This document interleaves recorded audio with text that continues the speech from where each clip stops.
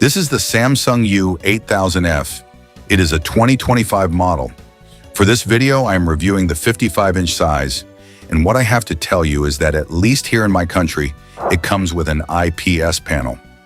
I don't know if there is a version in other countries with a VA panel, which is the most common when we talk about Samsung Smart TVs. This TV has a low amount of brightness, which will vary according to each picture mode. In both HDR and SDR, the experience is not super bright, but maybe enough for a dim room. Plus, the fact it has an IPS panel allows it to have better color accuracy and much better viewing angles. This will be very important when you want to watch a football game or play video games with relatives or friends who must be seated around its screen. Nevertheless, the problem, as with any other LCD LED TV with an IPS panel, is that the performance with dark scenes is not the best. You will perceive clouding and grayish-black colors. Hence, it is not the best for watching horror movies or playing survival horror video games. But remember that it is possible that there may exist a version in this or other sizes with a VA panel and much better performance with this type of content. The motion handling is not the best when you try to decrease judder manually or automatically. And the artifacts are slightly notorious compared to other televisions, although they are not super annoying. Gray uniformity is okay with some of the dirty screen effect, although when watching content with high color volume, that effect is not distracting. Image upscaling is okay, but keep in mind that no current 4K TV will show you 4K results if the content resolution is very low.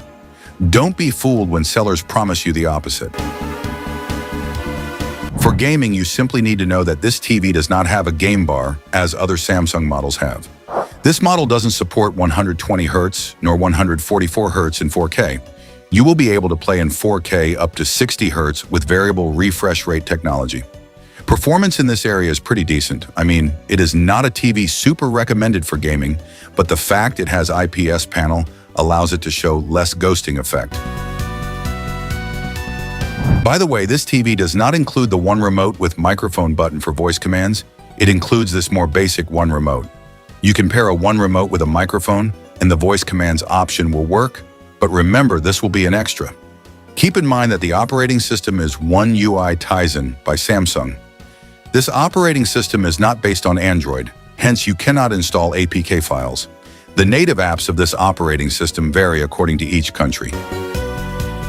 And about the speaker system this TV has, let's say it is decent in terms of clarity or sharpness, but it lacks when we talk about bass. I just want to tell you that you may need a soundbar no matter if it's cheap and basic. So if you ask me if I recommend you this model, well, if you like a lot this brand and if you have a tight budget, and if you don't mind it doesn't include the One Remote for voice commands, and that it is very likely that you may get a version with IPS panel, keeping into account its pros and cons, go for it. And that's it. I remind you guys, you can support my channel by doing some purchasing through the links I put in the description and in the pinned comment. Also, click the like button if you enjoyed this video, subscribe to my channel if you haven't already. Thank you so much for watching, and until next time.